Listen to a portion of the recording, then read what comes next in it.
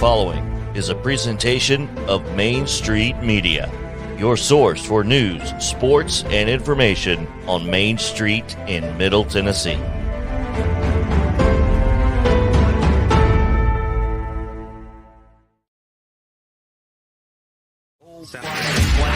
Flags.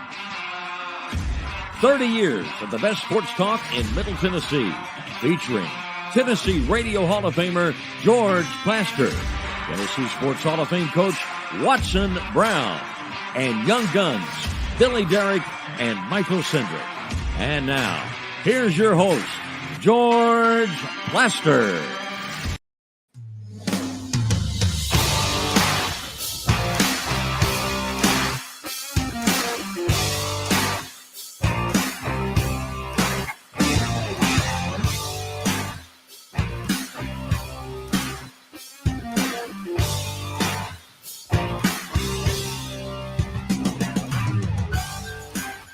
Hello again, everybody. Welcome in. It may be a cloudy, overcast Monday in the Nashville, Middle Tennessee area, but it is a beautiful day at Hermitage Strike and Spare. Tonight, we have the second annual Plaster and Friends Celebrity Bowling Night. A bunch of my sponsors have really kicked in to help. Right off the bat, you'll see some of the signage back here that my buddy James Warren and the folks at Sir Speedy of Music City have put together for the event. I can see out in the bowling alley what I call the world's largest bowling banner, and it looks terrific. I'm very excited about that. Everybody who plays tonight will get one of these shirts, courtesy of my friends at Hit After Hit, Lim Pilkington getting involved in that. There are probably a few more. I probably will forget a couple, three of them, but hopefully before the broadcast is over, we'll get to it. I'm very excited. Right now, there are 30 young, 9, 10-year-olds from the Martha O'Brien Center who are bowling as we speak. And I know that one of my little hopes or dreams a year from now is that we can take the full 32 lanes of this bowling alley and put 128 underprivileged kids in there. All of these kids are getting shirts. They're being fed pizza. And later this afternoon, when their session is over, they're each going to get a football and a basketball for Christmas. And that's courtesy of the folks at Last Minute Toy Store. Dale Roble and his crew do an incredible job. That didn't sound very good, but nonetheless, they do an incredible job, and really looking forward to this. Okay, we're going age first. Watson, how are you up there? George, I was so excited I was going to brag on you and what you're doing.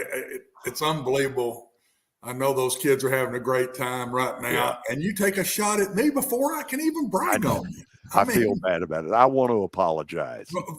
I'll take your apology. Just make sure I get my shirt when I get there. Oh, absolutely. Actually, it's more important that your wife get a shirt. Well, my wife will end up with the shirt. So she's okay, well, ask for two. I think I think the budget on this thing can afford it. You think it could? I don't Barely. know if it could or not. But I'll play politician. She's the one that does the actual bowling. Yeah. I'll shake a few hands and kiss a few babies, and she'll do all of the bowling. But I know how excited you are. Congratulations before it even gets here.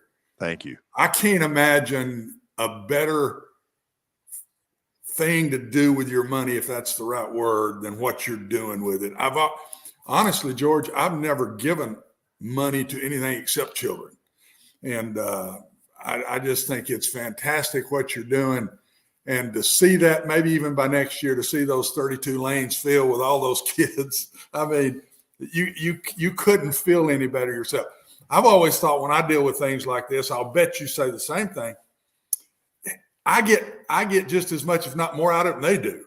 I mean, it's so neat, the feeling you get to see the smiles on these kids' faces when they get the presents, when they get, for Christmas, all the different things that they do with this money. I can't imagine you couldn't have picked any better situation to give it to, companies, whatever you want to call these things, to give it to than what you've done. Watson, here's what we're doing. The kids are bowling, started at 3 p.m. They'll end right around 5. Probably 7 lanes of kids, 7 or 8 lanes bowling right now. And as I mentioned earlier, they're coming from the Martha O'Brien Center. A year from now, my goal, like I said, was to get from 3 to 5 p.m., 128 kids, and really brighten up their Christmas a little bit. Transportation is the big issue. I won't deny that, and I'm going to try to solve that issue over the next 12 months. And then from 6 to 10 o'clock, we do 2 different shifts, a 6 to 8 p.m. shift and then an 8 to 10. We'll have around 30 foursomes in each of those shifts, a total of 60 total. And then we'll have about 60 sports celebs in the area who will bowl with them. And bowling, I would describe loosely. More just having fun. Oh, my God. On the fun meter, this event a year ago, Watson, is the most fun event I've ever put on. Oh, it was the people said that. Everybody just had a blast doing it. What I learned, George, I've been involved in 8 million golf tournaments for fundraising. Well, you kind of see everybody early, but then you don't see them anymore because they're all out on the course. In this thing, people are walking around and watch you roll one down the lane and give you a hard time, but you're all over the place. Yeah. So in something like this, I think there's much more interaction than there is the golf tournaments. That's what I'd never been to one of these. So that's what I saw last year. It wasn't just when they're eating or before they bowl. It's all through the whole event. I mean, they're everywhere. Nobody seems to stand, or they're yelling 2 lanes over at somebody that just gutter balled one or something. I mean, it's just different. And I thought it was really neat, especially this time of year as you get right between Thanksgiving and Christmas. And I'd rather see George's bowling toss than his golf swing too. The young dude took the shot, not me, George. That was the total Don't cheap take my shot. shirts away from me. I didn't do that. It was a true shot. Yeah. But it was a cheap shot. Yeah. Sometimes the true ones are more cheap than anything. Yeah. They hurt. They hurt more anyway. Yeah. So maybe that's why we're not doing golf. Truthfully. No, he is right, though, about the interaction. I mean, listen. This is a good size place. What you're going to see tonight, I mean, it blew me away a year ago. I'll tell you this. When you do a charity event, you have to treat it as though people are coming into your home. Right. And, I worried about so many things going into it. And about 6:15, Watson, I looked the length of the bowling alley, and I was like, these people don't care. You just got to go. You just got to go with the flow. They're just having a good time. They're having a good time, George, and they know what they're giving their money to. Yeah. I mean, I promise you're going to be a lot looser this year because you do realize that now. I mean, That's exactly what you feel when I was just one of the bowlers, as I'll be. Yeah. Well, not one of the bowlers, watching my wife bowl. By the way, the right one was doing the bowling between me and my wife. Anyway, so you got the better bowler as it is. She got up in the 160s. No. She got to the 130s. Okay. She won the 160. I don't think. Now, if it was, she's going to kill me. What if I told you? I can't remember. But, I mean, she hadn't bowled, and she hadn't bowled since last year's bowling. So we'll see what she does tonight. Probably none of us had. Billy, what if I told you I bowled a 167 in game 1 last year? Sure did. Wow. Upset of the year. Don't ask about game 2. Game 2. That's because everybody's giving you grief by then. You couldn't handle it. You choked your guts out. I had Kevin Stallings to my left, and I had Jeff Francoeur to my right. Okay, and he busted into a absolute diatribe where he told me that this was the most disorganized event he'd ever been in. And I look over at Kevin Stallings, and he is doubled over laughing. By the way, Kevin brought his own ball a year ago, and he caught unmitigated crap for that. He had been given a bowling ball from a Vanderbilt bowling coach, and so he brought it, and Matt Freege dusted him. He should have known that was coming. Oh, if you bring your own ball, you better bowl well. That's what I would say. Yeah. If you're going to bring your own bowling ball, don't be a flunky bowler. So, Watson, because Mike Vrabel's press conference is running at a different time today, we're kind of stalling around to get to Terry later in the hour. I want to ask you about one issue that has popped up in the last 24 hours. Okay. And if you were the Green Bay Packers, how would you handle this? So Aaron Rodgers got hurt last night, had to leave the game. It was obvious he was in a lot of pain, ribs, that kind of stuff, not to mention the thumb that's already broken that he went into the game with. So the loss last night certainly does not mathematically eliminate the Packers. But let's face it, this team's going nowhere. So he comes out in the postgame press conference and says, I want to play until this team is mathematically eliminated.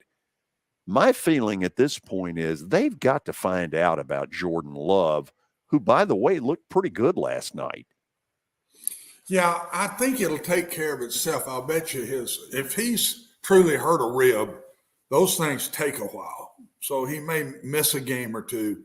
The other thing they could address, George, to me, is that thumb. With a broken thumb, he can't possibly be playing up to his capabilities. And that might be another reason to bench him to find out. I don't know how long it'll take to get them eliminated because their division's awful. So it may take a while to get them eliminated. But the other thing I noticed last night, and I bet you and Billy say the same thing. Did you see everybody cling to Jordan when he did well? Yes. I mean, the players all went to him. The coaches all came down to him. It got my attention when I saw that. So I do think the young man's got respect on that team. And the little signs I saw last night, a whole lot better than a year ago. I saw some things last night he did that were much better than a year ago. I'm not sure he can be their next guy. And I 100% agree. At some point, they've got to let him have 2 or 3 games in a row just to see what he does. I don't know how many are left before they get eliminated. Their defense is so bad. There's no way they make it. I mean, there's just no way they make it. I caught the same vibe you did. Now, there's no doubt Aaron Rodgers is the oldest player on their roster.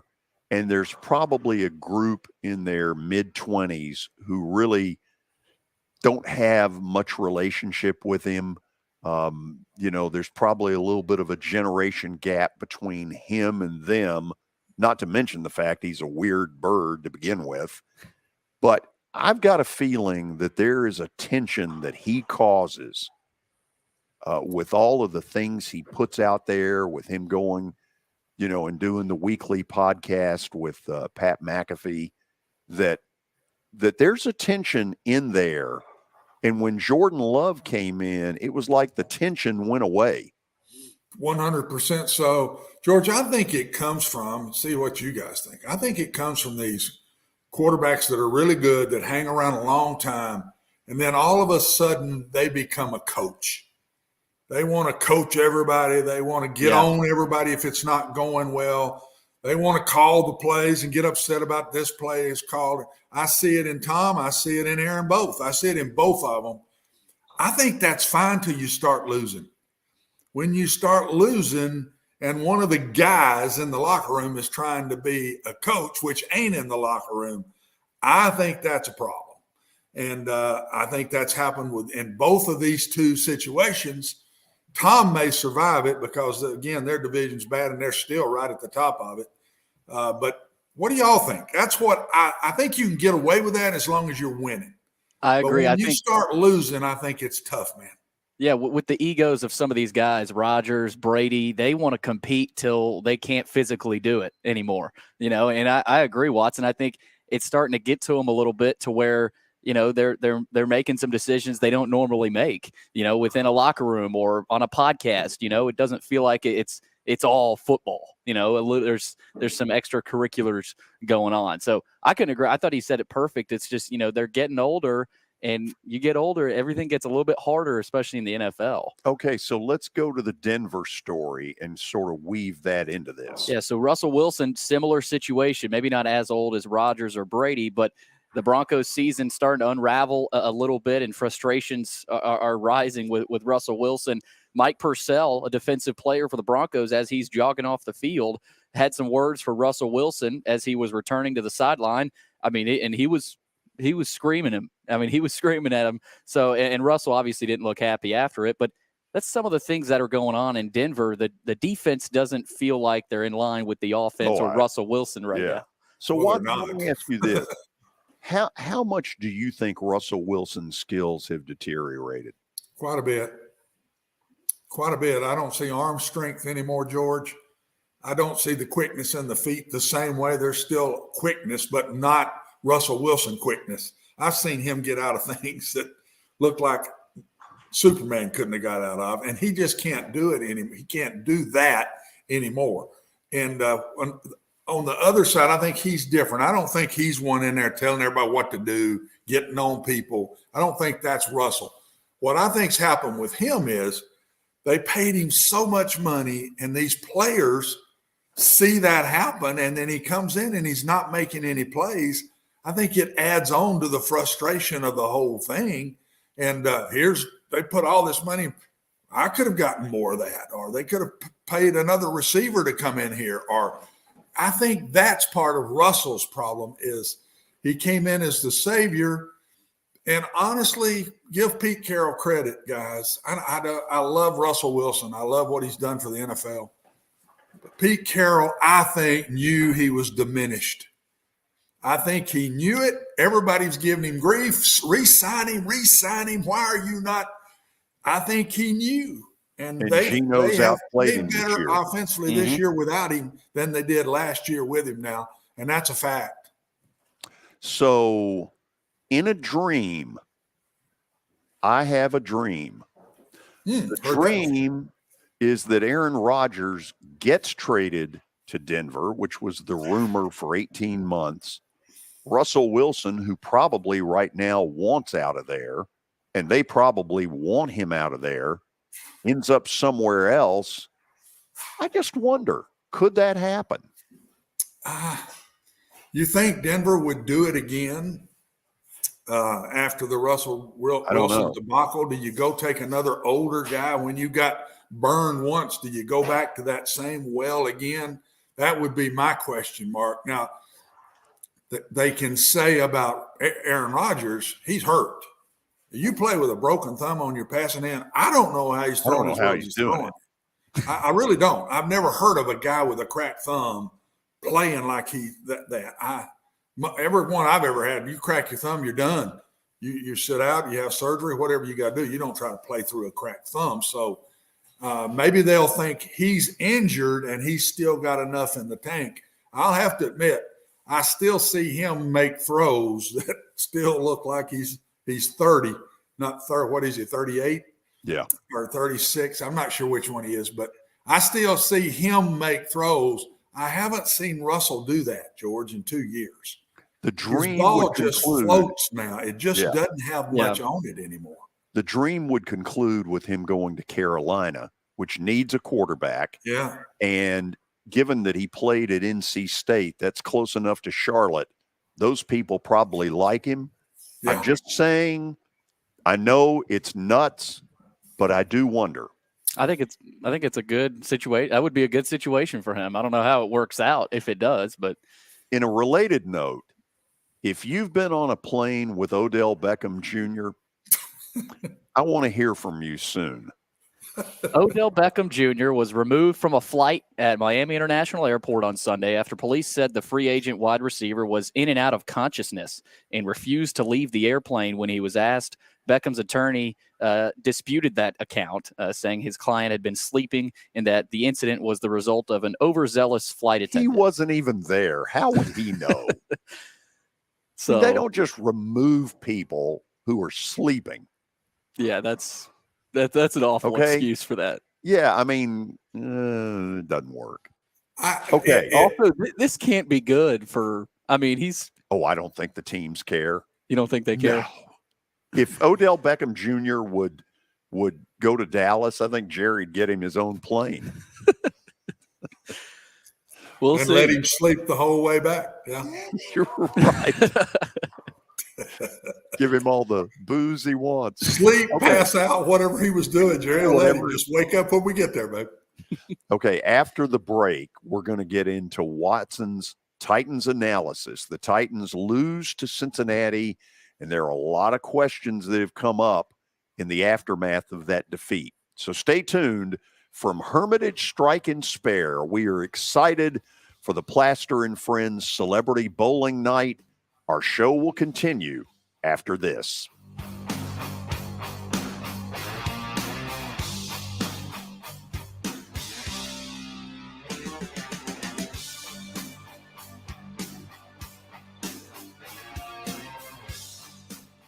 Buying or selling a home can be a very personal experience. Why not go with the team that receives nearly all of their business from referrals? Clearly a trusted name in real estate. The Justin Tucker team with Platinum Realty Partners has sold more than 500 homes in the last 7 years. Voted best in Sumner County multiple times. Proven to be trusted with your most personal assets. Call the Justin Tucker team with Platinum Realty Partners at 615-906-8458. The Justin Tucker team with Platinum Realty Partners, Middle Tennessee's most trusted team in realty. I highly recommend Sumner Funeral and Cremation because of their caring nature and attentiveness to detail. Pre-planning your funeral now will bring you peace of mind and less stress to your loved ones. When the chaos of losing you happens, your family can honor and celebrate your life, knowing things are happening just as you wanted them to. Pre-planning determines the details of your funeral, cemetery services, and can be less expensive. We are honored to serve you and are always here for you in your time of need. Sumner Funeral and Cremation. Traditional, affordable, dignified. SumnerFuneral.com. Jody Jones Dentistry can handle all your dental needs, from the basics to cosmetic procedures. All of this in the nicest dental facility I have ever seen. Jody has done it right. They're located conveniently at 55 Music Square East, and for an appointment, it's simple. Dial 615-259-5100 and tell them Plaz sent you.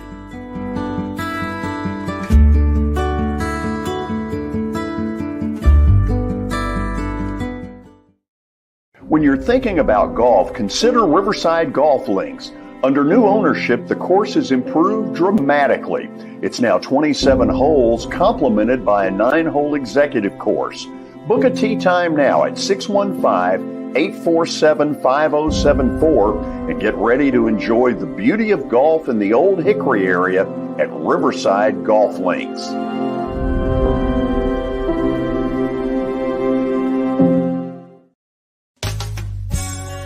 I'm Bart Durham. I was sworn in as a lawyer in 1963, and I've been working as a lawyer since then. We're a firm that does exclusively personal injury, a lot of tractor-trailer crashes.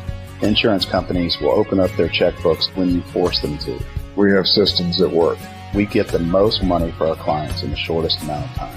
I'm Blair Durham. My dad and I want to help. Give us a call at 615-242-9000. This is Eric Berner with Rockcastle Wealth Advisors. I help people in the pursuit of making their money live as long as they do.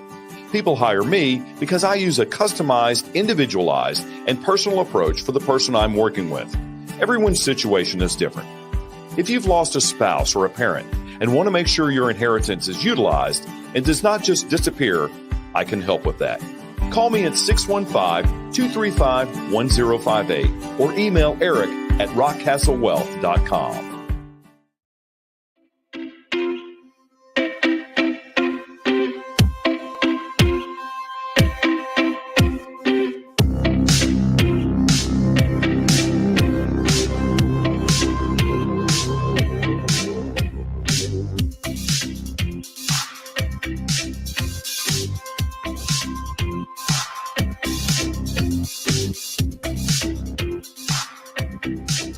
We are back at the beautiful Hermitage Strike and Spare. Not only have they been a sponsor of this show, but I'm going to tell you the job they do in helping me, because there's a lot of moving parts to this. The job they do is phenomenal, starting with the food that they will serve tonight to all of the bowlers, the ability to store. We're giving each one of the kids from Martha O'Brien Center a football and a basketball. Storing all this stuff is a royal pain, and they do it with a smile. Larry Schmittou and this entire crew. There's a reason I want to do this event here. I get incredible cooperation. Just wanted to say that. Yeah, they've been phenomenal. Dale Roble is here. He's from made an Last Minute appearance Toy Store. From Last Minute Toy Store. So just a lot of good people doing some good things, George. Bingo. Okay, it is time now for Watson Brown's Titans Analysis, which is brought to you, as always, by the folks at Pennington Distilling Company. So, Watson, it seems to me that what Cincinnati is, because now the Titans have played them twice, it's a team that physically can go toe-to-toe with the Titans. They've got a better quarterback. Let's just be honest. Burrow is one cool cat. They have way better receivers. And in the end, I've come to the conclusion this is not a team the Titans want to play in the playoffs. No, and you play the Titan style, George, and when I put up there military ball backfires, they play the style of beat me. We're going to come at you physically. We're going to control the clock. All those things shorten the game, which shortens the scores, which means you're in tight games every week. And that style of play creates that. We've been winning those tight games, but you also can lose a tight game when you're in that many close ball games. And the Bengals last night, more than the first game, came in and said, we'll play your game. We'll sit here and we'll play right with you. We'll play your game, hold Derrick Henry to 38 yards rushing, ran the ball better than we did. If somebody runs it better than us, we're probably not winning the game. They made mistakes early that we didn't, which kept giving us field position. But, George, we didn't take advantage of it. When you play this style, you've got to score when you get your opportunities to score. And I believe, me counting it, I hadn't seen the stats, but when I counted, I remember it being 0 for 3. I don't think we scored in the red zone last night. And then we make the big mistake at the end of the game. And that's what you just can't do. We're getting the ball back with 2 minutes. We can go tie or go for 2 to win. We got our shot. We've got one timeout left. We had plenty of time. There's 2 minutes, 1:57, I think, when they kicked the field goal, and then we roughed the snapper, which was it was there. It was bad. We ran right into the snapper. So we kind of backfired on ourselves, George, and that's why I say military ball backfires. When you play this style, you're in close games every week. When you're in close games, you got to do the little things to win the game and make the other team beat you. And honestly, that was going on for a while. But in the end, we make the big mistake. They had a lot of penalties in their special teams. They were giving us opportunities, but in the end, we make the big one. From this statement of military ball backfires, and then I'll let you throw back at me on this. From that, to me, is a red flag. It's 3 weeks in a row we haven't run the ball very well. Now, is this offensive line? It's not Derek. We're not getting any movement. Derek is getting hit at the line of scrimmage, and when that big man can't get going first, he's not that hard to tackle. Nobody is. And we've got to get him those 2-3 yards that he's used to getting and then let him go from there. And, okay, so we didn't gain yards. Why not? Were they crowding the box? Then if they are, and that's the reason, then we've got to be throwing more on those early downs. And I think we're leading to that to the next guy here in a minute. Or we've got to press the run even more. When you've got 2 tight ends in a game all the time, you put 8 in the box, you can still run the ball with 8 in the box. So my thoughts are, yeah, we need to make bigger plays on those one-on-one passes on early downs. But, George, we got to be able to run the ball better than that. He can't have 38 yards and this style win. It just won't work. So that's the red flag I got. Everything else on the team, I'm not uptight about at all. I'm uptight a little bit at the running game right now because of the movement up front. It looks to me like Burks is starting to get, the right stuff under his feet. Mm-hmm. It looks to me like some good stuff is starting to happen with him. Yeah, I think so. If he hadn't got hurt, I think it would have happened before now. We all thought and knew from his college days he's a good player. And he's an A.J. Brown type, but he's not A.J. Brown yet. He hadn't been in the league. And so he's learning. He's also gaining confidence. I can watch his route running and feel confidence in his route running. We got throwing the ball more now. That's all there is to it. We got to take those one-on-ones and get big plays. Where we get big plays, it's not drop back pass. When we drop back and throw it, we throw 6-yard routes. We throw 13-yard outs or something. We don't hold the ball very long in our drop back passing game. We get in 3rd and 12 or 13, we'll usually and we did it last night once, I guess, to set up the field goal. We didn't even try to make a first down. We just threw it quick and gained 8 yards and went out and kicked the field goal instead of trying to make the first down 7.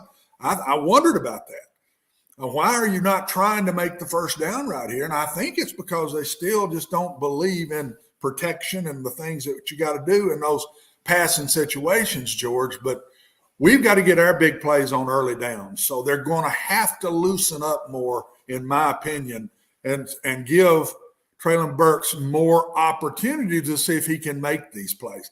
He caught what last night? 5 or 6, or Sunday night? Last night, yesterday afternoon. 5 or 6 balls, I think. But how many of those were short? We got to get him deeper. We got to get him deeper on some one-on-one stuff, I think. So you brought up pretty extensively item number 3. It does seem to me that they're trying to use him more in the throwing game, which you've been harping on for a good while. If you can get him into open space, he'll tear people to shreds, and he did yesterday. Oh, a beautiful run. Just a beautiful run. And, yeah, I mean, they're doing that. We've harped on that for a while. They're leaving him in the game more. He's in on 2nd and longs a lot more now. That was a screen to him last night, really well executed. And, I mean, other than his fumble, he was going to score. He hadn't gotten the ball knocked loose. But that's everything we do comes off of him carrying the football. And he's had 3 weeks in a row that he hasn't been dominant, George, and it's not Derek's fault. He's not getting back to the line of scrimmage. He's getting hit 1-2 yards behind the line, 1 yard past the line way too many times. And that shouldn't be. But last night, the first time that I will say this, yesterday afternoon, that line of scrimmage didn't move. Cincinnati did what our defense is doing to people. That line of scrimmage didn't move. Their down guys did a heck of a job. And it's obvious to me the Bengals came in and says, I think we can beat you at your game. We know the style you're going to play. We think we can play that style and still beat you. Just so happened they did. I'm not saying it would the next time, but just so happened last night they beat us.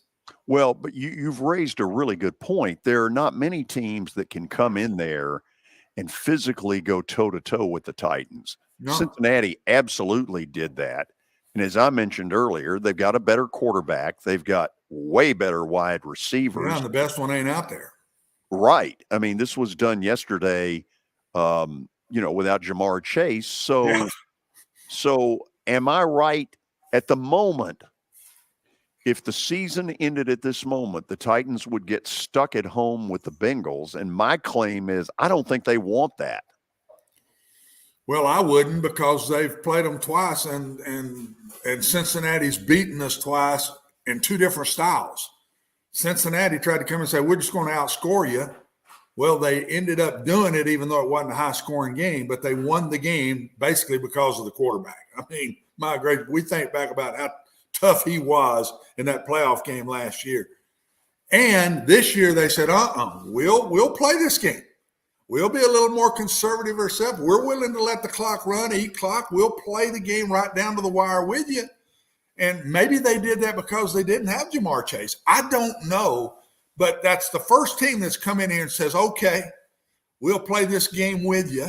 We'll go to the wire. Somebody's going to win it at the end. We think we'll be the team to come out on top because we've got more of the playmakers. That's what happened last night.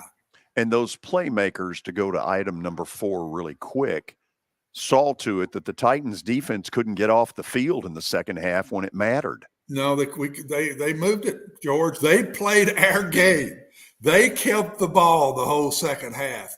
First down after first down, not trying to go deep, little short ones here. Running the ball. They ran the ball better than anybody in the last month has run the ball on us.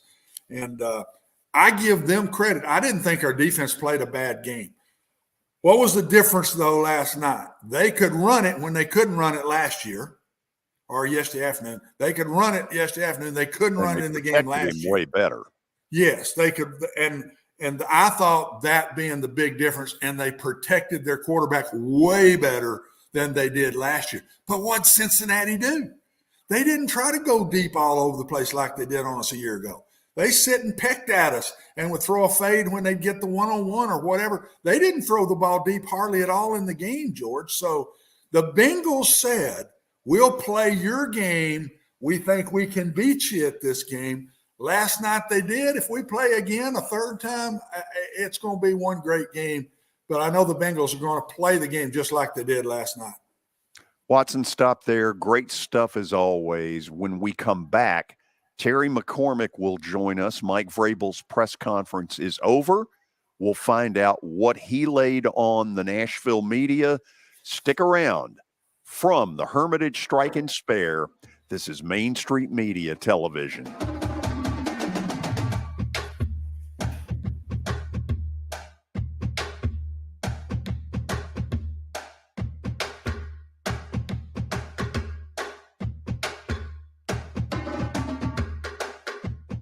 For Dustin Timmons and Joey Donnelly, they welcome every opportunity to serve and satisfy their clients. Whether you are looking to build your dream home or renovate your current home, their team will ensure that every client and remodel is unique, luxurious, completed on time, and within budget. Contact them today to set an appointment for a free consultation or to view some of their completed projects by logging on to DonnellyTimmons.com.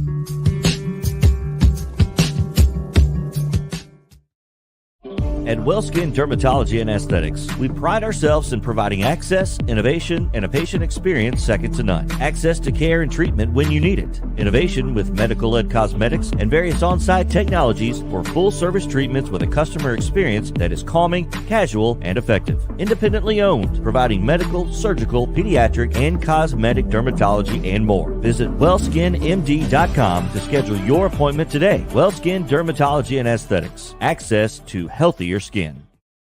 It's your last chance to get a spring tune-up for summer. Complete Service Heat and Air can clean your coils, check out your motor, and make sure you have cold air on that first hot day of summer. Complete Service Heat and Air is located in White Bluff, Tennessee. We do service and repair on heating and air the right way. 24/7 service. Call us at 615-797-3997. That's 615-797-3997. Serving Cheatham, Davidson, Dixon, Hickman, Humphreys, Montgomery, and Williamson counties. Have you heard about the high levels of radon in Middle Tennessee? Radon gas is the second leading cause of lung cancer, second only to smoking, and has no color, no taste, and no smell. The only way to know if you have radon is to test for it. Duret Radon Mitigation offers testing for small and large-scale residential and commercial properties, plus mitigation services. Visit DuretRadonMitigation.com to request testing or get a free estimate for mitigation. That's DuretRadonMitigation.com.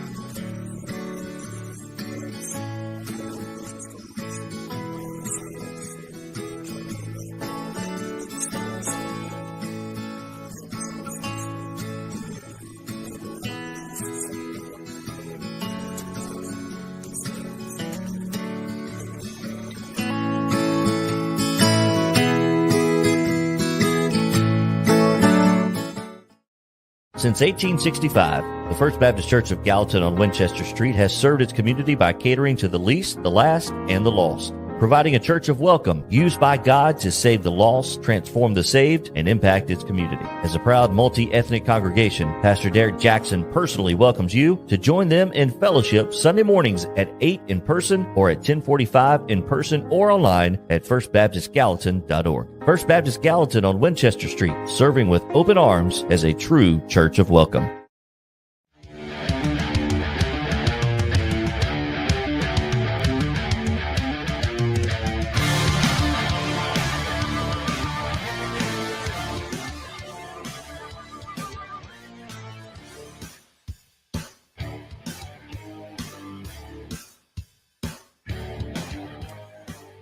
We are back, and we're about to be joined by Terry McCormick, who was nice enough to sort of jumble around the schedule a little bit to allow us to do all this. So let's bring Terry in very quickly.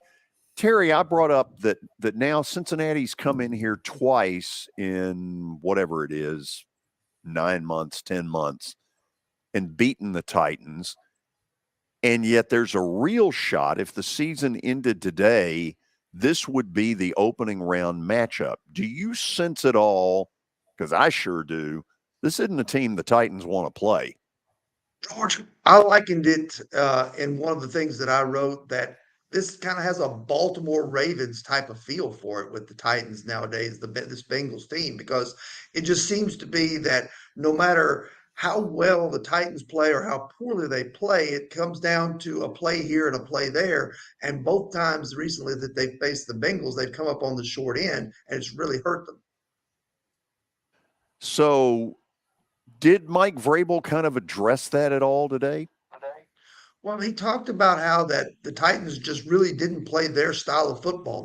Sort of like what Watson alluded to, the Bengals basically took their game away from them and used it against them.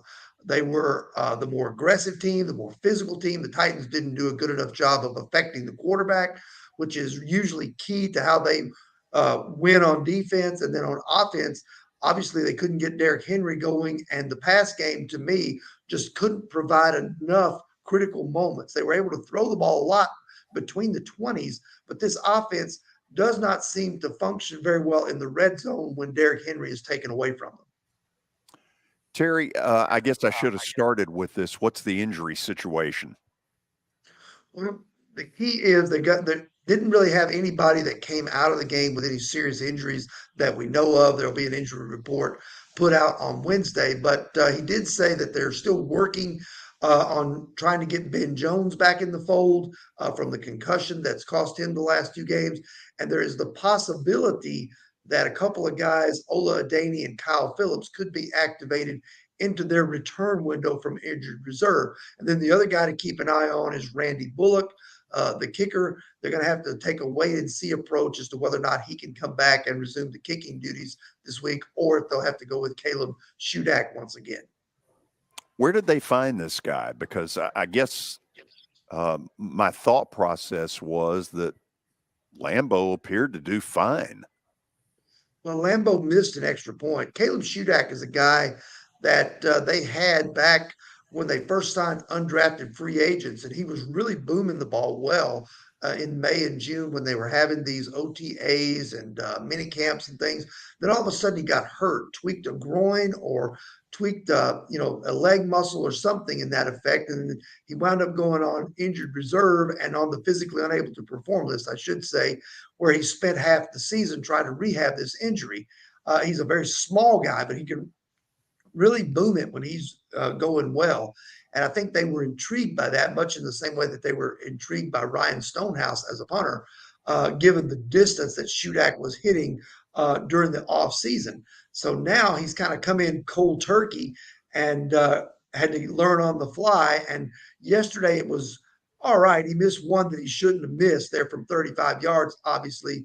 But I think they're high on this guy long term as a possible solution to their kicking woes, and they pressed him into action with Randy Bullock not ready.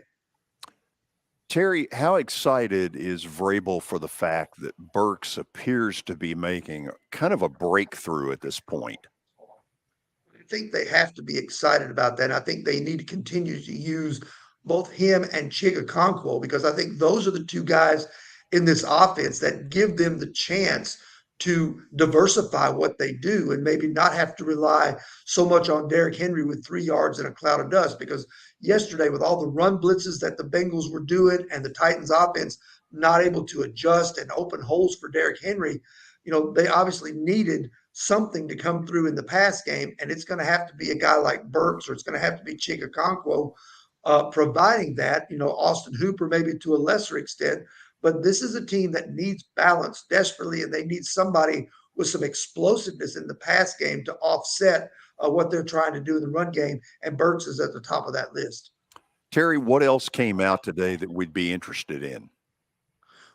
Obviously, a lot of the talk turned to the reunion with A.J. Brown that's going to come up next Sunday in Philadelphia. And both Kevin Byard, who spoke to us, and Mike Vrabel said that the Philadelphia Eagles, obviously, A.J. Brown is a key guy, and they know all about him and how motivated he'll be. But they said that they can't sleep on the rest of this Eagles offense, because this is a team that will tear into you in a number of ways, not the least of which would be Jalen Hurts running the ball as well as passing it. So they can't get so focused on A.J. Brown and what he brings to the table that they let something else slip and get burned by that. So this is an Eagles team. They're going to need everything they can do defensively to try and slow this team down when it comes to playing them on Sunday night. Yeah, we watched them last night in the game against the Packers. The one thing that I did notice was that the Packers didn't have a lot of problem moving the ball against Philly, and that's got to give you a little bit of hope. It does, but as the Titans are made, I don't think this is a team you want to get into a 35-30 game with. I think they're going to have to figure out a way to slow down this Philadelphia offense and keep this game in the 20s if they want to really go in there and knock off the Eagles and try to come out of there with a win. I just don't know. Green Bay kind of tried that yesterday of getting into a shootout, and even though they put up 33, they gave up 40, and that's not a recipe for success. Yeah. Anything else you want to leave us with? Well, that's kind of it. It's going to be interesting to see exactly, what the Titans can do. They've got to be able to get Derrick Henry going some way or other. And, it's going to mean, just playing better on the offensive line and defensive line, for the Titans, offensively to keep Derrick Henry, get him going again, and defensively to keep, what happened yesterday from happening, where Joe Burrow was able to scramble around and make some plays, where last year they obviously got a lot of sacks against Joe Burrow. They've got to get that defense going. They really missed Danico Autry, I felt like, yesterday. Yeah, you're absolutely right. Terry, get your bowling arm ready. You've got work to do tonight. I do. I'll see you then. By the way, when you get here, you wear this shirt proudly. I will. And I'll probably wear this hat. Oh, no. God. I'll get a few boos. Watson, get that thing out of here. It was such a nice day until then. Terry. It's the off season, George. Take a deep breath, man. Take a deep breath. Jeez. See you tonight. Watson. It's the off season. We're not even in baseball season yet, George. We're always in baseball season. In your mind. Well, you don't think the winter meetings aren't going to bring a little baseball here no, soon? Maybe a little bit. Yeah. Maybe a little bit. Do you have something to read? I do. It is the Daily then. Titans Update Reads. It is sponsored by the Justin Tucker team with Platinum Realty Partners. They are proven to be trusted with your most personal asset. The Justin Tucker team, Middle Tennessee's most trusted team in realty. Give them a call at 615-906-8458. Also, Sumner Funeral and Cremation. They are sharing their family with yours in your time of need. They've got 2 convenient locations in Gallatin and Hendersonville, and also online at sumnerfuneral.com. So after the break, we'll get into stat of the day, which I'm sure is some crazy NFL stuff where we've got to get our brains moving. We'll see how deep into the weeds Michael's gotten. Absolutely. So we're broadcasting today from Hermitage Strike and Spare, getting ready for the Plaster and Friends Celebrity Bowling Night. At the moment, there are about 30 underprivileged kids from the Martha O'Brien Center getting a chance to do their thing, show their stuff out there. We've got Christmas presents for them. Very excited. And next year, we're going to make this part grow even better. Stay tuned. This is Main Street Media Television.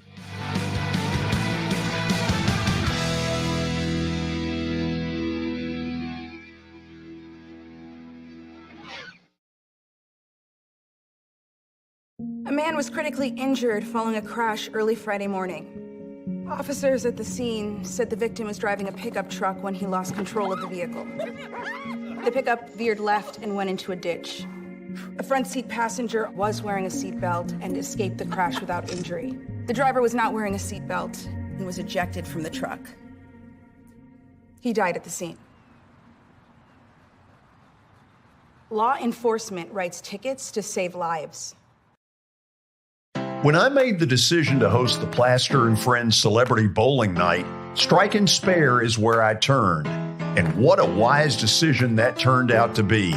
They have 5 locations in our area with family attractions. They're perfect for birthdays, groups and corporate outings, and holiday parties. For more info, it's simple. Go to strikeandspare.com.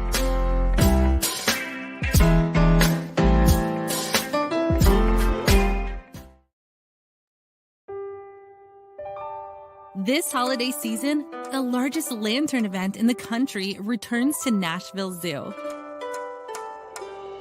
After sunset, come see more than 1,000 Chinese lanterns. All new designs including mythical beasts, a fantastical North Pole village, even a dragon soaring over your head. Welcome back to Zoo Illumination at Nashville Zoo. Bigger, brighter, and better than ever. Hit After Hit has become the baseball store in Tennessee. They have over 1,000 different models of gloves and over 1,500 wood bats. They also have several Iron Mike pitching machines as well as a Hit Trax machine. If they don't have it, you probably don't need it.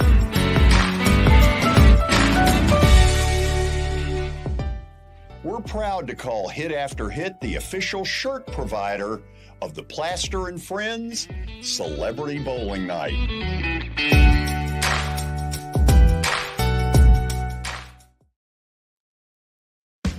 Christmas for Kids is back at the Ryman this November 21st. Christmas for Kids provides children with shopping sprees, coats, and unforgettable experiences every year. This annual fundraising concert helps bring that experience to more kids. This year is hosted by Phil Vassar and includes Chris Young. The frontmen, which is Richie McDonald, formerly of Lone Star, Larry Stewart of Restless Heart, Tim Rushlow, formerly of Little Texas, Essex County, and a whole lot more. Christmas for Kids, November 21st. To purchase tickets, go right now to Ryman.com.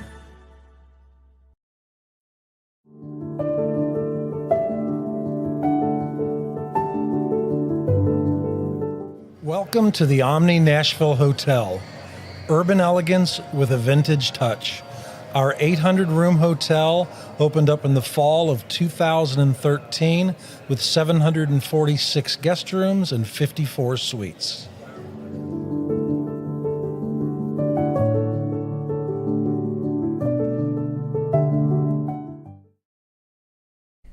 Hey everyone, I'm John English. This is Keith Wallace, and we would like to welcome you to John English Antique Sports and Cards in Shelbyville, Tennessee. We specialize in graded and ungraded sports and non-sports cards, vintage wax boxes, and unopened cases. We have a large selection of PSA graded cards. We also specialize in old sports collectibles, baseball, football, basketball, golf, and tennis. You can find it all at John English Antique Sports and Cards. We are happy to be associated with Nashville's greatest sports antique, George Plaster.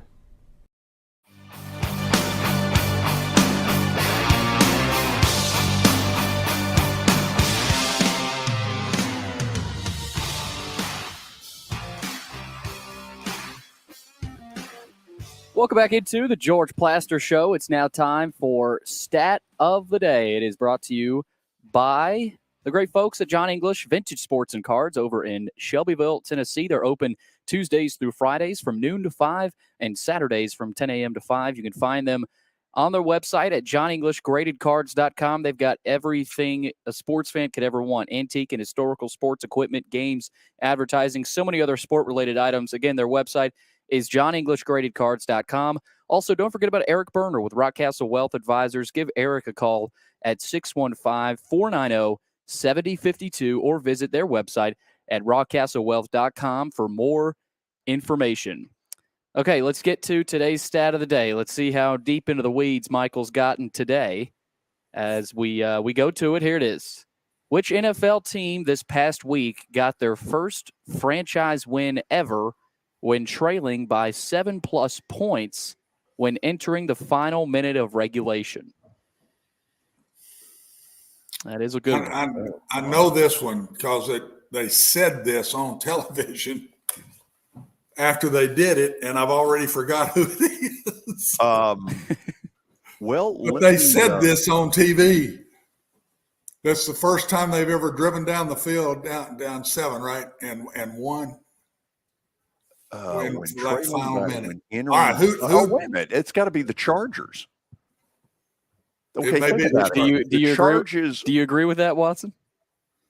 Who else, real quick, who else went down late and won? Okay, does 7+ mean 7 or more? Yeah, I think that's what that means. Okay.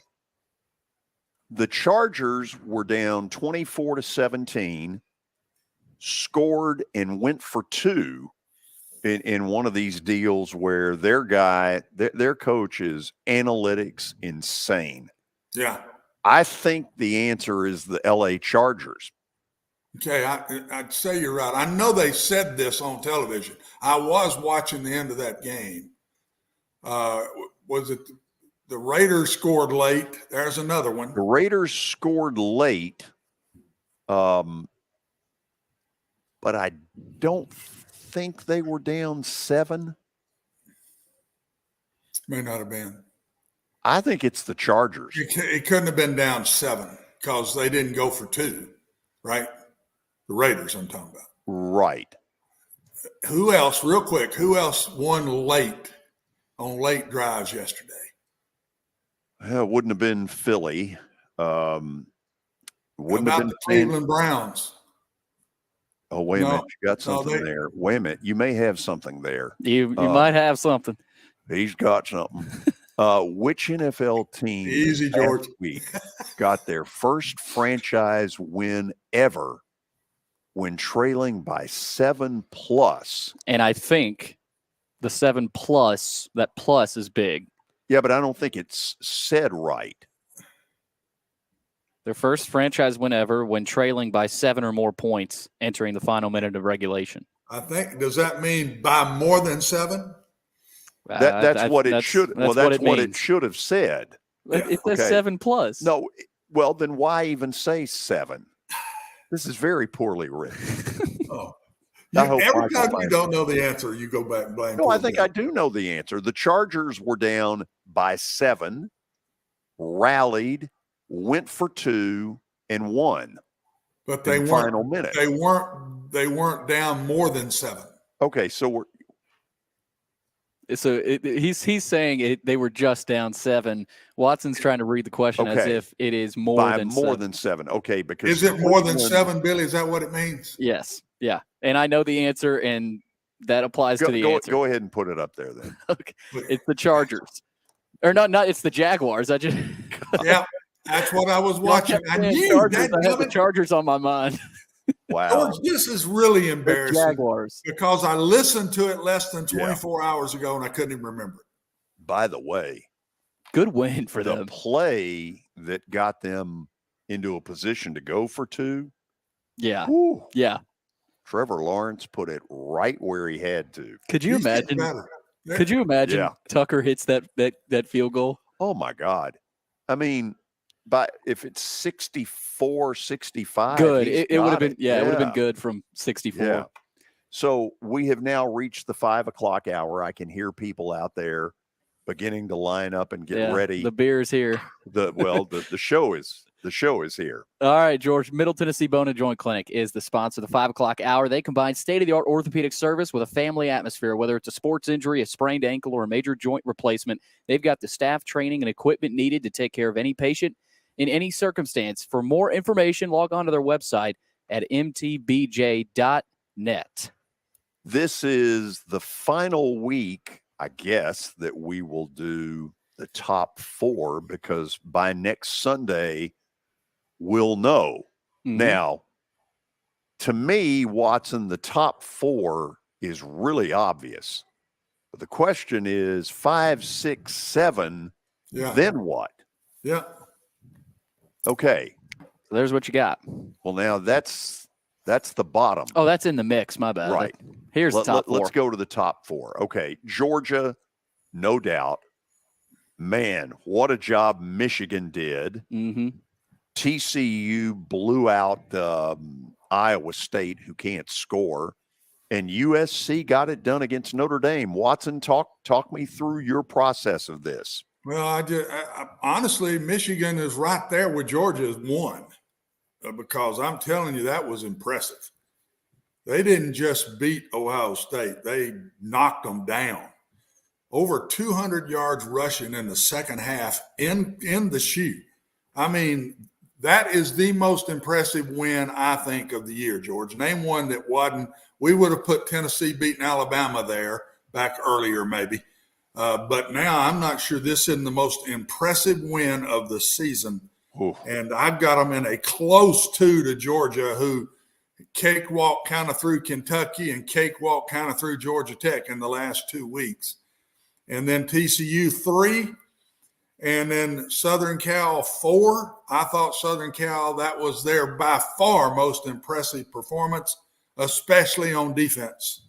Their defense played better than I've seen them play all year long, and this thing ain't over yet, because Southern Cal does not have an easy game. TCU does not have an easy game. I'm telling you, both of those two teams still have tough games to win yet. Danger zone. Southern Cal plays Utah in their Utah. I think that's the worst draw they could have got. Yep. And Utah's going to be ready to play. Sure, Utah will be ready, and they're very physical. That's their nature, and I think that's the way to get after Southern Cal is with physicality. And I think that's going to be a game. And I'm telling you, with all the pressure on TCU, they finally met the one that I think can play with them. And that's Kansas State. They will come in guns loaded, man. They got everything to gain here, everything, and all the pressure's on TCU. So there's your 2 great games of the weekend. Yep. Okay, it would help the committee for both Southern Cal and TCU to win. Go back to the other one for just a second. Well, it makes it easy on them. It makes it easy. Oh, absolutely. I mean, they can have their cake and eat it too. Yeah. Of Southern Cal and TCU, which one do you feel better about to win? I wouldn't bet against either one winning, but they both got really hard games. You don't want a hard game. Georgia will not be a hard game, I don't think, because LSU got beat, not good, and they're playing at home. They're just flat playing at home in Atlanta. And then Michigan's got Purdue, for God's sake. So, I mean. Okay, let me ask this. Are both Georgia and Michigan in even if they lose? If they lose in a close game, I would say yes. And I don't think the other two are. They'd be out, in my opinion, both of them. Well, if Michigan drops that Purdue game, that's hard. If they lose, you're right. If it's Purdue, they'd been better off playing somebody else than Illinois, the best team in that division. They just didn't win it. And Michigan nearly lost to Illinois 3 weeks ago at home. Had to kick a field goal, it was 2 weeks ago. 2 weeks ago at home. So this thing is not by any means over. I can't see the top two losing, but I can very well see, and I wouldn't know which one to pick, George. Both of them have had great years, and they win impressively. But they've got two tough opponents to play that don't have anything to do but beat them. That's all. Yeah, they win the Big 12 championship or the Pac-12 championship, but they're not playing for anything other than that, and they're just going to be loose as goosies, in my opinion, and the other two are going to be tight as they can be. So we'll see. Both are 2.5-point favorites. Yeah, they're not, and that tells you something right there. And both are unfamiliar to this sort of conference championship stage as of late. So let's look at who Watson thinks are the ones waiting for one of them to slip. In order, Watson, you've got Bama, Ohio State, Penn State, who nobody's thought about, and Tennessee. Yep. Those are the ones that have hung around. I wouldn't doubt the committee puts Ohio State in front of Alabama, but I don't see how you do that. They got dominated in that second half. I mean, it wasn't beat. They got the crap kicked out of them. They got the foo kicked out of them, man. They knocked them down. They're running over them right and left. They're throwing over the top of them. I mean, Ohio State couldn't hardly make a first down. They kept screwing everything up. I don't know how you put Ohio State in front of Alabama after that performance against your arch rival in your house with everything at stake, and you come out in the second half and get killed. I mean, killed. So even though Alabama's got one more loss, they lost on the road on the last play of the game at Tennessee. They lost on the road on the last play of the game at LSU. So I put Alabama in front of Ohio State. I'm not sure it will come out that way Tuesday. How do you all think it'll come out? Well, let me try it this way, Watson. If you're a committee and you're sitting there trying to evaluate and you use words like eye test, isn't the last thing in the world Georgia would want in a 1 versus 4 is for number 4 to be Alabama? Isn't that the last thing they want? Absolutely it is. Well, isn't that the eye test? Yeah, to me, I just don't want to be prejudiced being a Southeastern Conference guy. But I just feel when you put a performance on like that in the big stage, the game of the year, I think there's been 2 games of the year this year. And one of them was Alabama, Tennessee, and the other one was this one, Ohio State, Michigan. And they laid an egg. They laid an egg. I just don't think you deserve to be in front of Alabama. And who did they beat? Penn State. And then everybody says, well, who's Alabama beat? Ole Miss on the road, Texas on the road. 2 pretty good wins on the road, in my opinion. So I don't know. I bet the committee has it opposite. They'll give more credit to Ohio State by losing to number 2 Michigan than I think they deserve. If that game had been close, I would not have said this. I'd have Ohio State in front of Alabama. But it was a rout. It was, I turned it off. I started watching I think I went to Clemson and whoever they were playing. I can't even remember now. It wasn't La Tech in North Texas. Yeah, it was not La Tech and UAB. No, it was not. I didn't go to that one. But I don't know. That's me. And then Penn State has hung in there. They've hung in there. They really have. And then Tennessee has hung in there. Tennessee embarrassed Vanderbilt, absolutely embarrassed. And think if Hendon Hooker had played in that game. Oh, my God. It would have been 80-0. Oh, my God. That was dominance. Vanderbilt didn't even look like. Milton didn't even play well. No, he didn't have to, Coach. They just ran right through them. All they did is hand the ball off and go right through them. Don't you think dominated special teams, dominated Vanderbilt's offense, just dominated them. I mean, so I can't not put after all Tennessee went through to go on the road and do that. They're saying, well, it's Vanderbilt. Well, Vanderbilt had won 2 SEC games in a row and were flying high and confident. They killed them. So I got Tennessee 8. It's not going to get past Alabama or Ohio State. Penn State and Tennessee are really not in it now. It's down to 6 teams, in my personal opinion. Well, and that's the debate now, and Tony's going to say this too. He's going to say that Tennessee should definitely be above Alabama. But if you're the committee, you're sitting there saying, they dominated Vandy, but they're a different team with Joe Milton behind center. And I think the reason you can't say that is Joe Milton. It's not Hendon Hooker anymore. Right.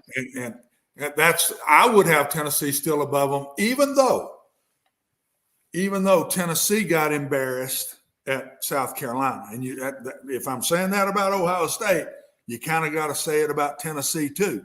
And they got embarrassed with their quarterback playing. But I got Tennessee where they are, I think, guys, just because of Hendon Hooker gone. Right. And Alabama haven't been dominated. I mean, Tennessee was dominated at South Carolina. They don't have a bad loss. So that's another. Alabama went to the last play of the game in both of their losses in 2 very tough places to play. Very tough places to play. I would have Tennessee ahead of Penn State. The only reason I didn't was Hendon Hooker. That's why I put them down. That's the only reason I did that. Okay, let's go to the studs and duds that all of you, I know, have breathlessly awaited. We start in the Big Ten. Michigan. I didn't know they had this in them, Watson. They beat the ever-living snot out of Ohio State any way you wanted to beat them. They threw the ball over the top. They played great defense. Man, this was Harbaugh's greatest dream, to have that crowd leaving with 5 minutes left, booing, and there had been a tension in that stadium you could feel.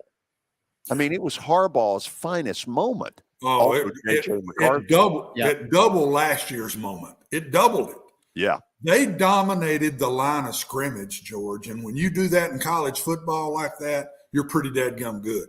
And they dominated without their Heisman Trophy candidate playing. And they had another kid rush for 200 yards in the game. I mean, they killed them. That's the most dominant performance of the season by anybody, in my opinion. And you've got to keep in mind the psychological element of it, too. At what point did Ohio State say, uh-oh, here we go again? Oh, I think that happened very early in the third quarter, if not earlier. Yeah, it happened. You nailed it. First few long runs for Michigan. Yeah. Next, we go to the SEC, the Gamecocks. Where does this come from? Spencer Rattler suddenly acts like he wants to win the Heisman. Oh, he has played lights out 2 weeks in a row. He did have 2 bad throws that could have cost him the game. But he made play after play, George. I mean, that's what everybody's been waiting on. Through Oklahoma, through South Carolina, everybody's been waiting on that. He was the number 1 player coming out in recruiting that year. This is the first time I've seen him look like it. And he may have played his last game at South Carolina, guys. And we've got to keep in mind. Wait, whoa. What do you mean by that? I think he may come out. Really? Yes, sir, I do. The way he's hot right now? So you think he's got I'm telling you, I'm not sure that wasn't talked about before he ever went there. Oh, wow. Just watch. Let's just see. I wouldn't be surprised. Just see. He may play the bowl game. I think he's coming out. I'll say this for South Carolina. If they could have handpicked the 2 teams that they want to beat worse than anybody. Tennessee and Clemson. Yeah, absolutely. And you can't forget about the impact of Beamer ball in the special teams unit. Without that muff punt at the end, their forced punt fumble there, they may not win that game. Did they end up 8-4? Yep. Yeah. Nice bowl. Yeah, they're going to get Maybe they'll be up Outback. around the Citrus Bowl, something like Yeah. that. They're going to fall into a pretty good bowl. Up next, we stay in the SEC with Mississippi State on Wow. Thursday night. This surprised me in a couple of ways. Mississippi State just crammed the football down Ole Miss's throat. A Mike Leach team running the ball? Oh, my God. Who would have ever thought? Hopefully he keeps doing that now, because I just don't think that style can win a championship in a year. And if he'll start mixing that run like that with it, George, Mississippi State might sneak up and win an SEC championship once somewhere along the way, but not throwing it every down. And that was impressive to me. And Ole Miss can't throw it. Ole Miss just does not pass the ball well enough. It's been their Achilles heel. They got away with it early, but they just don't throw the ball well enough. He's going to have to go get him another quarterback or get this guy a lot better in the offseason. And I also wonder, throw this out, should Lane Kiffin have not just come out absolutely 10 days ago and said, I ain't going to Auburn, not even considering going to Auburn? Did that not hurt his team with that lingering that whole week around, George? Yeah, because he never came out and really said that. He might have tweeted something, but well, no, what he did say to his I haven't players, taken the job yet. That's what right, he said. and he should have. I don't know. He should have said, I'm here to stay. I'm not leaving. Okay, should he have said, look, they've contacted me. I've turned them down. Yeah. Okay. What I think happened is he's negotiating with Ole Miss, and he got him a nice big raise, and he didn't want to hurt those dollars coming back to him, but it might have hurt his team by doing what he did. Meanwhile, up at Liberty, there are people saying, well, we'll get to that later. Yeah, we'll get to that in a minute. That's another segment. Last stud here, Tulane. I don't know how many people paid attention Friday, but Tulane went on the road for one of the biggest wins in their school's history. They are now hosting the American Association, or whatever the hell they call that American thing. Athletic. Yeah, whatever. Did you like that? Whatever. American Association. Bad, George. That's real bad. I know. Whatever it is, they're hosting it. They've got UCF. Yes, who they got beat by about 3 weeks ago. Yeah, I think in New Orleans. At home. Yeah. And the kid, John Rice Rice Plumlee, went wild in that game. Yeah.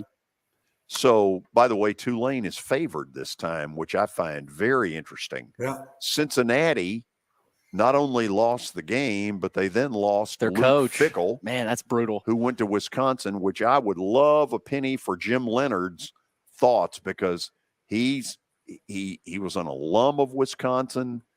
Watson, that's where I thought they were going. I think it's a good hire. I don't know. Yeah, I agree. I kind of thought that too, George. But that's a good hire. I think Luke needs to stay north. That's his background. Yeah, first time he'll ever be out of Ohio in his life in any kind of professional way since his college playing days. And I think it's a good hire. I think Luke will do a very good job at Wisconsin. Good fit. Meanwhile, it sounds like Tulane's coach, Willie Fritz, is headed to Georgia Tech. He's in the mix, and that would be a really good hire. Yeah. His track record is fantastic. Everywhere he's been, he's done a great job. I think he'd be a perfect hire. He's been at these kind of schools, coming from Tulane to Georgia Tech, same kind of atmosphere. My old defensive coordinator at Tennessee Tech is on that staff, so I'm really pulling for him hard. Okay, the duds are pretty obvious. Let's start here. Vandy didn't show up.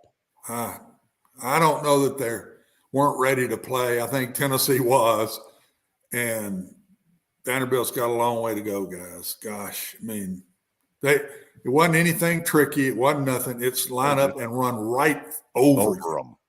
I've not seen a Tennessee Vanderbilt game like that in a long, long time.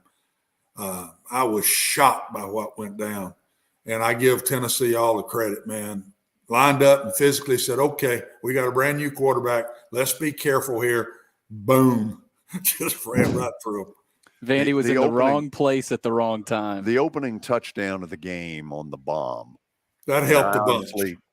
That helped a bunch. Well, he could have fair caught it. Oh, yeah, the guy was so open that it was. Well, he did kind of fair catch it, tell you the truth. Yeah, because the ball wasn't thrown. It was so far underthrown. He's got absolute cannon. I mean, look, he's a Major League Baseball pitcher. Those are the only throws he made. He wasn't making any intermediate throws. They said, Joe, let's see how far you can throw. Every quarterback I've ever coached will cringe if they're watching this show when they say, don't overthrow the deep ball. Do not they've heard it a million times. And I say, you're not trying to complete it with a cloud up there. You're trying to complete it with a guy running down the sidelines. I couldn't stand it when you overthrew a ball. I'm telling you, his fundamentals are so far off with that deep ball. If they don't correct that in the offseason, they better go find one, because if he has no chance the way he throws the deep ball. None. I don't want to get into it, but I'm telling you, it drives me nuts watching him throw. Best line of the night in the press box was that Joe Milton is a Aroldis Chapman. He can absolutely just throw it 180 million miles an hour and has no idea where it's going. Nobody knows where it's going. But on Saturday night, didn't matter. Yeah. No, they quit trying. Against a defense that gets some pressure on him and has some better corners, Watson's right. They're going to have to really make a decision on it. I'm anxious to see who they catch in the bowl game, and that's going to be his show. If he don't prove it that night, I think they're going elsewhere. Here are the other three. I think they'll end up in the Orange Bowl against somebody. No graphics for the other three, George. Number 2, Ohio State. Yeah, I mean, enough said. Yeah, they got the crap kicked out of them. Number 3, Iowa. Iowa couldn't win at home against Nebraska, and that cost them a berth in the Big 10 title game, and maybe they're better off not playing Michigan. I don't know. Yeah. Maybe they said we want to save the eyes of every viewer that was going to watch Michigan and Iowa. And then the fourth one is Clemson. Back-to-back losses to close. Are you sticking that your brother will beat Clemson? Yeah. I shouldn't be saying that because you picked in front of me. Maybe you just will give me that one, but I think they're going to beat them. I've not been impressed with Clemson all year. Their quarterback is not, honestly, in some ways reminds me of Joe Milton. I mean, he just don't make the plays. Why do they keep sending him out there? I don't know. That's a good question. I don't know. What did they pass for? 99 yards against South Carolina? You passed for 99 yards in against your arch rival at home? The two games that Klubnik has played in, he's played well. Yeah. I'd have found out by now. Yeah. I've not been on Clemson's train all year. I wasn't before this game. I wasn't willing to pick South Carolina. It's obvious my picks here recently. Vanderbilt's killed me, by the way. My alma mater has absolutely killed me. In the 2 SEC wins they got, you weren't even thinking about picking them. And I didn't even pick them. I picked them on the other 2, and that's it. With 2 in the last month, they have killed me. So I think I'm through with picking them. But Clark told me last week. They don't play anymore. Clark told me last week. He said, "Tell Watson to quit picking us." Did he? No, I'm kidding. He didn't. But he should have, because I brought him bad luck. No, I don't believe in Clemson. I never have all year. You can't win on the top levels, George and Billy, without a quarterback. You can't do it, and that's why I think Tennessee now will struggle. Yeah, because they don't have the guy unless he really makes them. And he's got 3 or 4 weeks here to make great improvement, and we'll see if he does it. After the break, we'll get into the coaching carousel. Some interesting moves over the weekend. This is Main Street Media Television.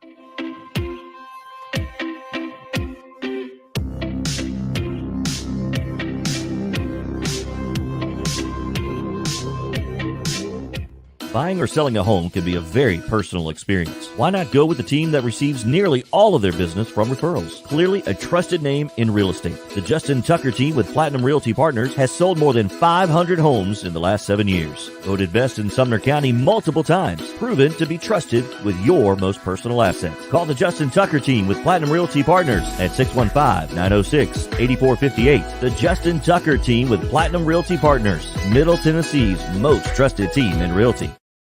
I highly recommend Sumner Funeral and Cremation because of their caring nature and attentiveness to detail. Pre-planning your funeral now will bring you peace of mind and less stress to your loved ones. When the chaos of losing you happens, your family can honor and celebrate your life, knowing things are happening just as you wanted them to. Pre-planning determines the details of your funeral, cemetery services, and can be less expensive. We are honored to serve you and are always here for you in your time of need. Sumner Funeral and Cremation. Traditional, affordable, dignified. SumnerFuneral.com. Jody Jones Dentistry can handle all your dental needs, from the basics to cosmetic procedures. All of this in the nicest dental facility I have ever seen. Jody has done it right. They're located conveniently at 55 Music Square East, and for an appointment, it's simple. Dial 615-259-5100 and tell them Plaz sent you.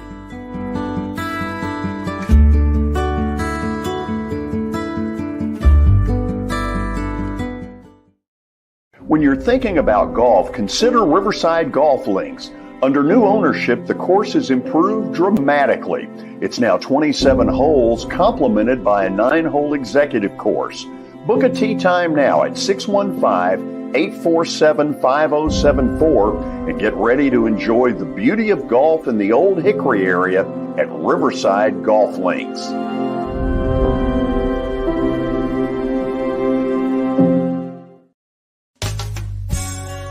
I'm Bart Durham. I was sworn in as a lawyer in 1963, and I've been working as a lawyer since then. We're a firm that does exclusively personal injury, a lot of tractor-trailer crashes. Insurance companies will open up their checkbooks when you force them to. We have systems that work.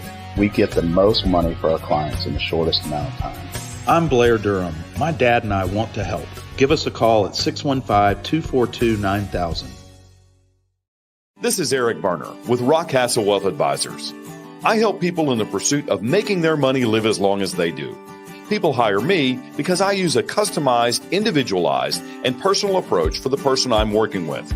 Everyone's situation is different. If you've lost a spouse or a parent and want to make sure your inheritance is utilized and does not just disappear, I can help with that. Call me at 615-235-1058 or email Eric at rockcastlewealth.com.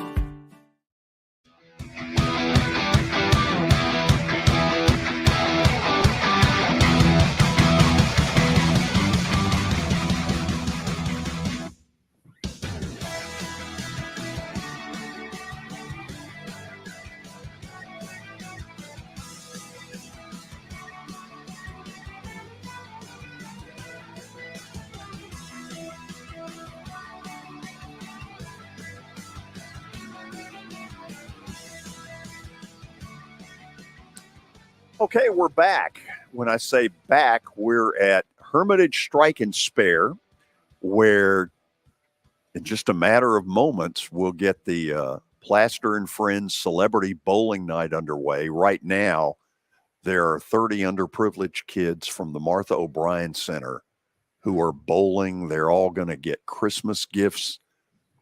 It's just a very cool thing. Very excited about that. Okay, let's get to the coaching carousel. Watson, it sure seems to me that Nebraska hit as close to a home run as they humanly could. Yeah, 100%. I don't think there's a better guy they could have gone to get than Matt Rue. I think he fits the Midwest. He fits the Nebraska. He fits Nebraska philosophically. I mean, I think it's a great hire. I'll bet he does well and gets Nebraska football back for the first time in a long, long time. Secondly, the Auburn search. Yeah, go ahead. Lots of rumors going on here. Dennis Dodd of CBS Sports has reported that there has been pushback from the Auburn administration given the Kiffin news that came out late last week. And apparently they're on Plan C, whatever Plan C is now. So who knows what's going on? Well, I'll say this. This is what I do know. So it gets out Saturday morning that Hugh Freeze is going to Auburn. His players responded to that by absolutely just dying on the vine against a New Mexico State team that can't beat anybody. Liberty got belted. To me, Watson, it was Good his indicator. players Yeah. telling him to get lost. Yeah, George, when you lose your team, man, it shows. You can't hide it. And he lost them. I mean, I don't think they would have beat anybody Saturday. So Hugh, to me, this is going to end up ugly. And if he doesn't get it, you go back and look at all of the things that he got in trouble for. I'm not talking about his personal life. I'm talking about the cheating at Ole Miss. You go back and really look at all of it again, re-look at it, and you go, wow. And I just not sure anybody can pull it off. Bruce Pearl got in trouble, Tennessee, and went to Auburn. But it wasn't the same kind of trouble that Ole Miss did with buying players. And it's different. And I just wonder if the SEC didn't finally – we'll see. I'm still not sure they can pull this off in hiring. And if there is a plan C, I'm not sure who plan C is. But if that's true, Billy, if he was getting hired, he'd be getting hired today, in my opinion. So if it don't happen today, I'm not sure it's going down. Okay. So I'll throw one out there. If it isn't going to be Hugh Freeze, this is totally out of left field. James Franklin. I keep hearing that has been rumored and going around that he's not in love with the weather up there. And I guess my point would be he knew that going in. Yeah, and I keep hearing all the time that they're not in love with him, too. So if he feels that way, then he would leave. He's not leaving for a better job. I can tell you that right now. He's not leaving for a better job. When you're the second team in the state of Alabama or in any state, it's not the better. Penn State's the first job in that state.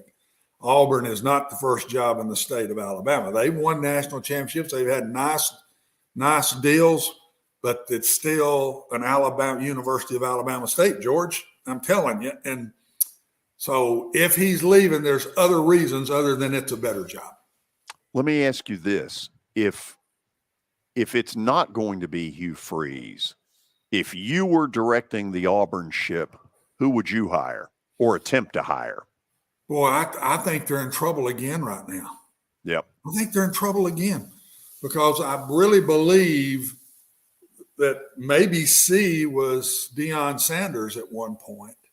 I just don't think they'll take that chance. In their minds, they've got to hit a name this time around.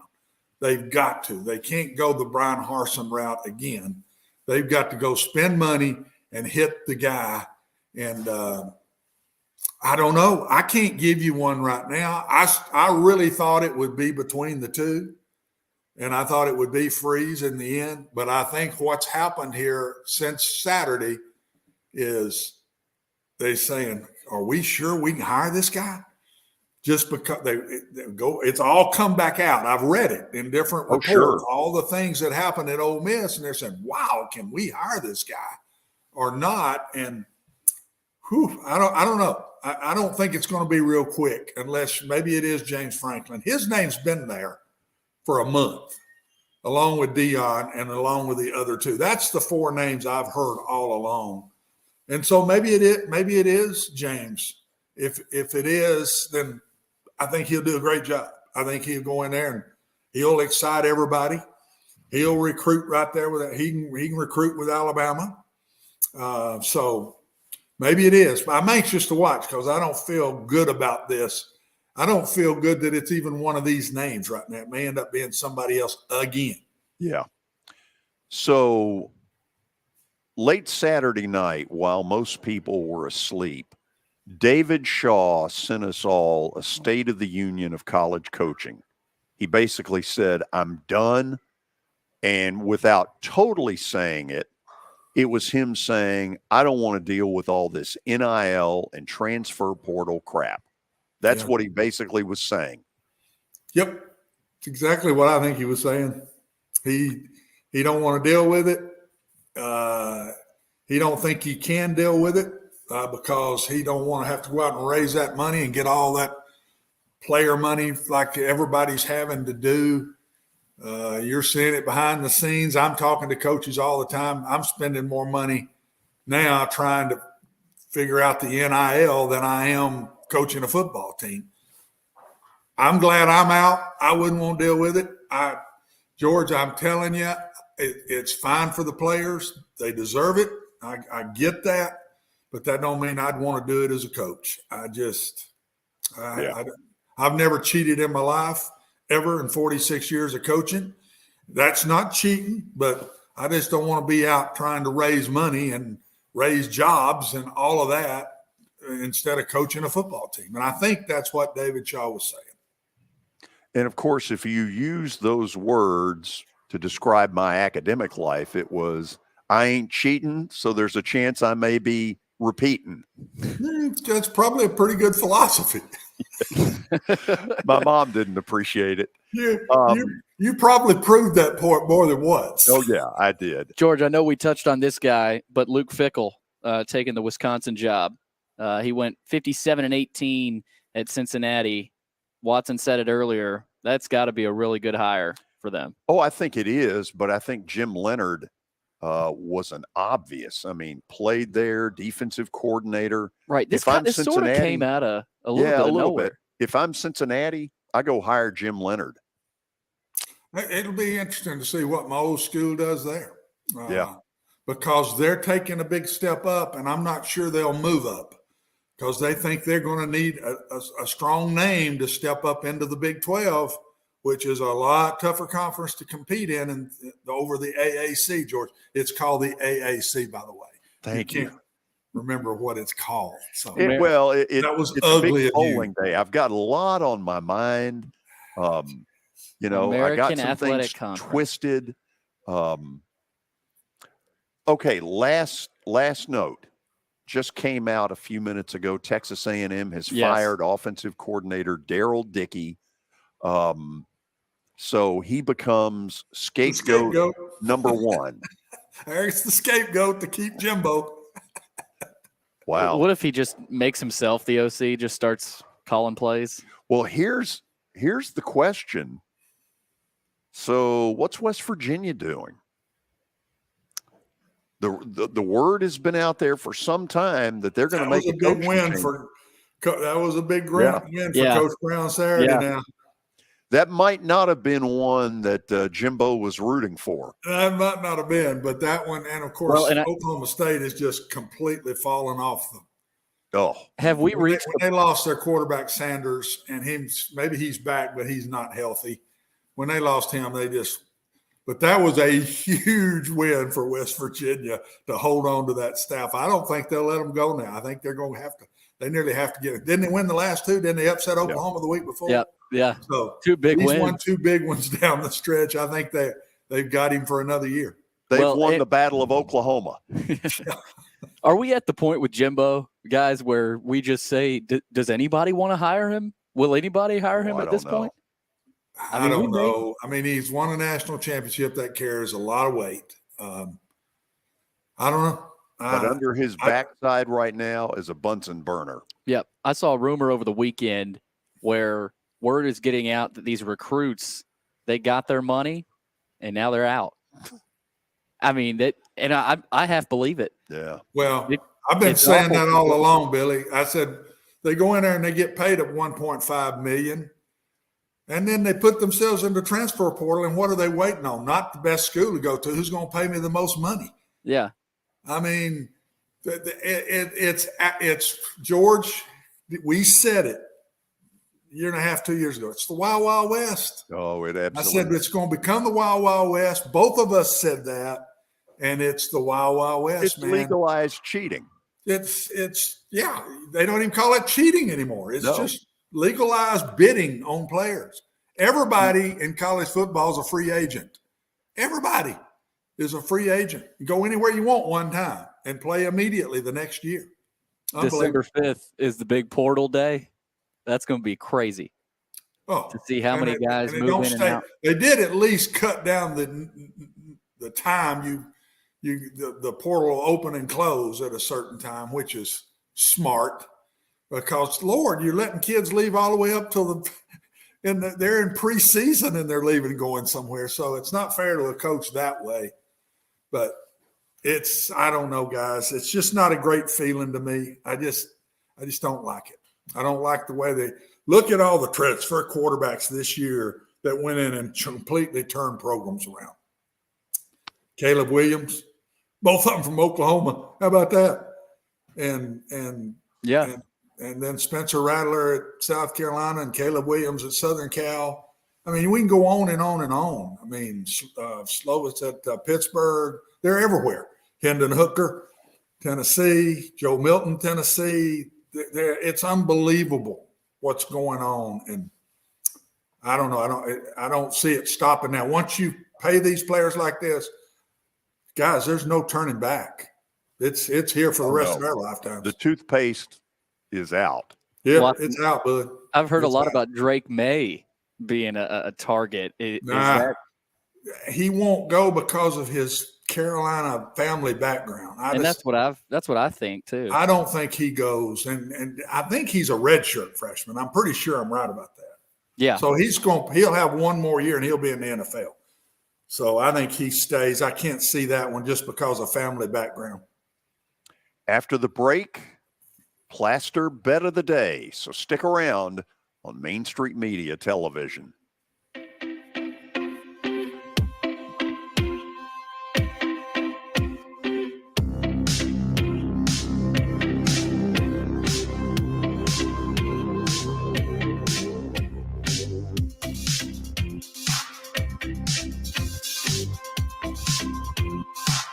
This holiday season, the largest lantern event in the country returns to Nashville Zoo.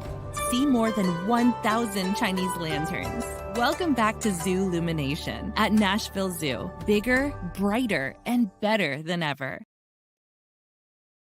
When I made the decision to host the Plaster and Friends Celebrity Bowling Night, Strike and Spare is where I turned. And what a wise decision that turned out to be.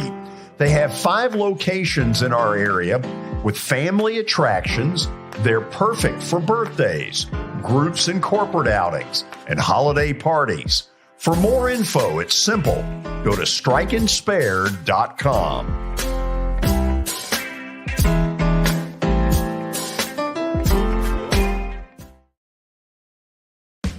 Christmas for Kids is back at the Ryman this November 21st. Christmas for Kids provides children with shopping sprees, coats, and unforgettable experiences every year. This annual fundraising concert helps bring that experience to more kids. This year is hosted by Phil Vassar and includes Chris Young. The frontmen, which is Richie McDonald, formerly of Lone Star, Larry Stewart of Restless Heart, Tim Rushlow, formerly of Little Texas, Essex County, and a whole lot more. Christmas for Kids, November 21st. To purchase tickets, go right now to Ryman.com.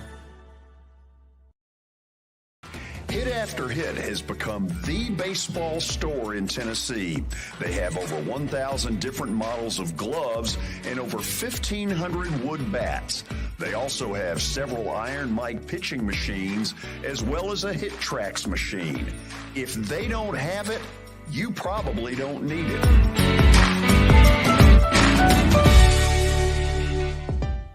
We're proud to call Hit After Hit the official shirt provider of the Plaster and Friends Celebrity Bowling Night.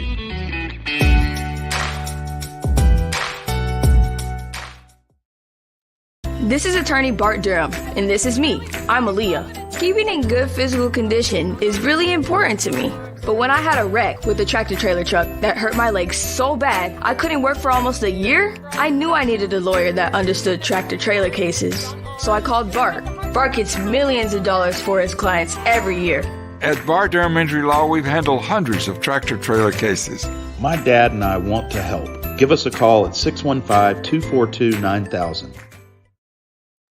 Serving Williamson and surrounding counties, Bone and Joint Institute of Tennessee offers comprehensive orthopedic care with 16 subspecialized physicians. Our practice provides high-tech care with a hometown touch. We offer physician clinics, physical and occupational therapy, advanced imaging, and surgical services, including interventional procedures. Call us at 615-791-2630. We're Bone and Joint Institute of Tennessee. High-tech care with a hometown touch.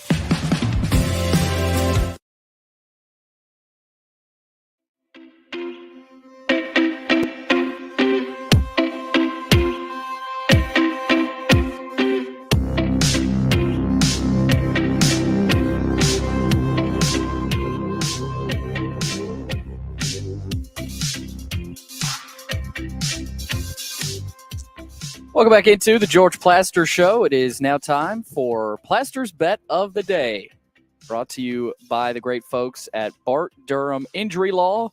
Since 1975, they have protected the rights of a broad range of victims of car accidents and personal injury in both Tennessee and Kentucky. If you too have seen your life interrupted by an injury on a highway, in a hospital, or at your workplace, let their attorneys do the work fighting for the full financial compensation that you need. Learn more about Bart Durham Injury Law by logging on to bartdurham.com. Okay, let's take a look at what George did over the weekend. And don't look now, Watson. He's over 500. He was last time I was on. Oh, was he? Were you really? Yes. Last week he was one above 500. Standard of excellence. Just he's on a roll. What's that percentage, George? Well, I'm about to tell you. Why don't you review? I thought you would have had it ready for us, but let's take a look. I've got a lot of things on my mind. Frequent excuse. Let's take a look at the picks here. Ole Miss lost 50.3. 50.3. Yes, okay. Thank you. There you go, Watson. Minnesota. Hold on. What was the first one? Ole Miss, Thursday night. That was bitter. There were a lot of people on that one, too. I know. Really confusing there. Minnesota won for you. That's the Vikings. Yep. Yeah. And then Ohio State and the OK State teaser lost badly. God. That was not good. 2 in that one. But Dallas and Philly, they both won. And then the Titans lost, and Oregon State ended up winning for you. Oregon State won for me on a variety of fronts. Yeah, Watson, you liked Oregon State too, didn't you? That was my pick, yeah. I just didn't pick it. Well, I did. Yeah, I know you did. Yeah. Congratulations. You're welcome. Congrats, Did you George. see the way they won? Yeah, it was crazy. Their last 3 drives, they did not throw a pass. Good old Oregon defense. They did not throw a pass on their last 3 scoring drives. What I didn't like was the fight afterwards. No. I hate seeing that. That was disgusting. Oh, it was disgusting. Got to get that stopped. It's ridiculous. And I feel like we're seeing more and more of that. Oh, we are, because there's more talk about mama. Right, but not only that, More it's social media. Sure, it all fuels it. Yeah, and I don't know if you can't let fans get on the level of a player like that, and I don't get it. I personally think there's one way to stop it. When there's a brawl, both teams need to have to sit a game. You'll get it stopped, but if you don't do that, I don't know how you stop it. They've got to sit them out. The next year, first game of the year, you don't play. It's forfeit. Okay. Or it's a no game. If you don't want to forfeit, you just cancel the game. Who are you riding with tonight?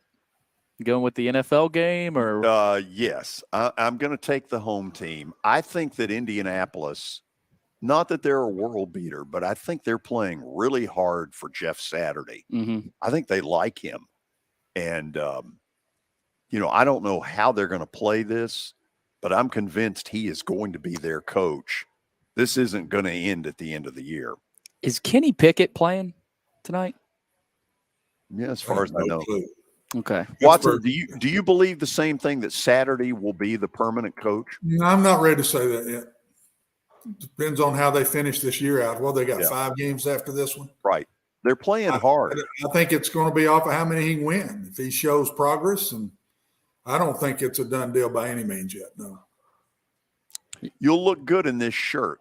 I'm going to put it. I'll be there in just a minute. I'm going to put it on. Okay. Look forward to seeing you. I'll see you in a second.